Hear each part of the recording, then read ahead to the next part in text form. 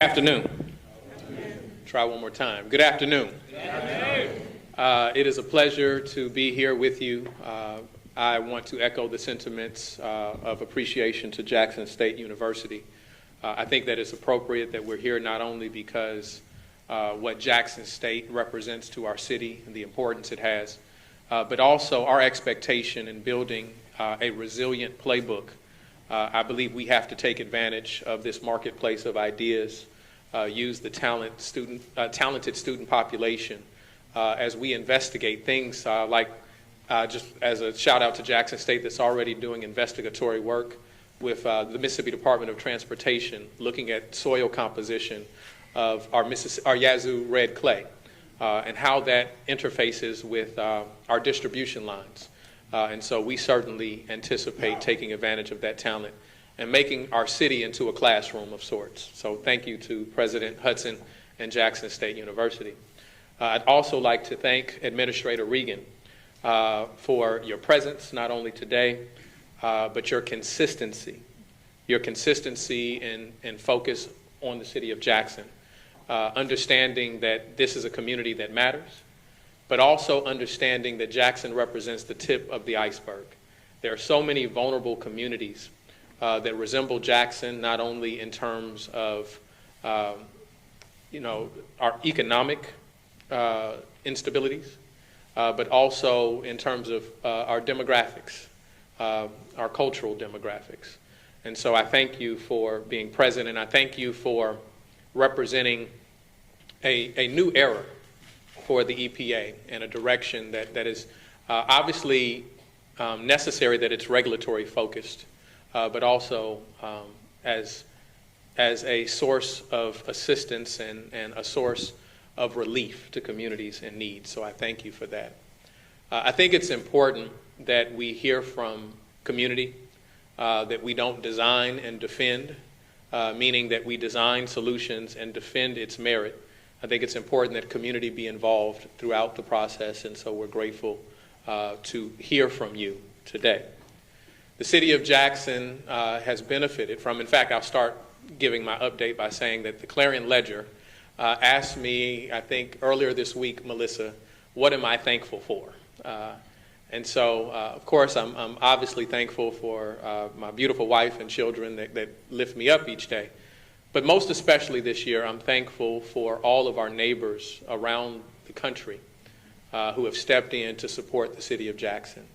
I'm thankful to the EPA. I'm thankful to all of those from the state, from FEMA, from the Department of Health, from EPA, as I've mentioned, those that have traveled from every city just about, or every state just about throughout this country, offering their expertise, water experts, those that have offered a pro bono hydraulic model for the city. The list goes on and on and on. Those who have distributed water, both residents of the city and those who have given donations from around the globe. And so that means that these people in this city matter, and people recognize that. And so as President Hudson spoke to, when we have issues with water, it not only is an interruption to our economy, it's an interruption to the quality of life that people justly deserve. We know that, Dr. Green, when students are without food, a proper breakfast, it impacts their learning abilities. If we know that, then we certainly know the impacts of being without water. We certainly know the impacts of JPS having to shut down certain locations and transport students to other locations, satellite locations for their education, has impact. And so this is something that means a great deal to us. And so we are ready, we're prepared to end these cycles of humiliation and move forward with a model that is not only beneficial to the city of Jackson, but I believe a model that is beneficial to communities that have yet to see what we are witnessing right now. And so I thank you, Administrator Regan. I thank the EPA for its partnership, and I believe that we're moving collectively in a direction that is most helpful, most beneficial, and most sincerely committed and dedicated to the interest of our residents. Thank you. Thank you so much, Mayor, for the partnership and for the excellent work of your team over these last few months. Now it's my honor to introduce my boss, Administrator Michael Regan. The administrator and I had the opportunity to travel here 2 months ago, just a few days after the president declared a national emergency. And he charged the entire team at EPA to think about every tool and resource we can bring to bear to address this issue. And so he's here today to provide an update on what, under his leadership, the EPA has been doing over the last 2 months. Administrator? Well, thank you, Radhika, for that. And Radhika is doing an amazing job. She leads all of our water efforts for the entire agency. We're grateful for her leadership. I'm also grateful for the leadership and the partnership of the mayor, and even more grateful for him extending trust to us as a federal agency to partner on such a tough project here. I want to say thank you to President Hudson for hosting us. Little inside HBCU joke. I have been here 3 times, and my fellow Aggies are questioning my loyalty. So, Mr. President, it's always good to be with you. President Biden and I have said from day one that the health and safety of all people in this country, every single community, is a top priority for this administration. And that's why Jackson was the first stop on our Journey to Justice tour last year, and why I've been back to this community 4 times now. It goes without saying that the people of Jackson, Mississippi, just like everyone else in this country, deserve access to clean, safe, affordable water. And while EPA, yes, is focused on the current emergency response activities, we're also working in partnership to ensure that Jackson residents have sustainable water for the mid and longer terms as well.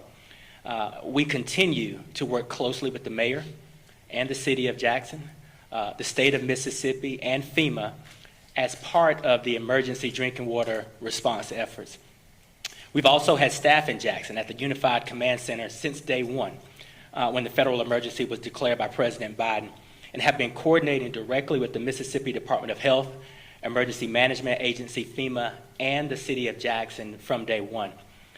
But also, as we announced in September, EPA and the United States Department of Justice want to develop a judicially enforceable solution, one that is approved by and overseen by a federal court that will deliver safe and reliable drinking water for the people of Jackson. That's something that we've been working hard on since September, and I'm optimistic about the progress that we're making. In terms of immediate financial assistance, there are a number of funding sources that we have found that are available to assist the city in meeting some of their needs to improve the water infrastructure. We have been providing in-depth technical and community assistance to support the city of Jackson to access both state and federal funding for water infrastructure. We're also actively working with state agencies to help the city access federal funds made available through both the Bipartisan Infrastructure Law and the American Rescue Plan. And additionally, EPA is bringing together, as Radhika mentioned, other federal agencies and working with them also to help identify additional resources for the city of Jackson. I'm confident, working with the state and the city, that we can continue to identify resources currently and in the future to help stabilize Jackson's water system. In terms of longer-term solutions, I made a commitment to the mayor and to the people of Jackson that EPA would prioritize efforts to address this problem. And I am here for the 4th time in 1 year because I want to continue to hear directly from you and your thoughts on some of the community-led solutions that we're going to fold into midterm and long-term plans that we have. When I was here in September, I met with Mayor Lumumba to discuss actions that the federal government is prepared to take to help remedy the long-standing water problems in Jackson, including, again, this desire that we all have to reach a judicially enforceable agreement, once again approved by and overseen by a federal court that ensures a sustainable water system for the mid and long term. And I'm emphasizing that because we all know that as we rebuild the infrastructure here in Jackson, we're also trying to rebuild the trust that the community has in its government. EPA, the state of Mississippi, and the city have a confidential agreement that prevents me from going too much in depth about these settlement talks about the water system. But I want to assure you that the parties at the table are committed to a resolution. When we're able to reach a resolution or agreement on how we manage the system, the next step is for that agreement to be presented to the city council, for them to vote on that and give the mayor approval to sign that agreement.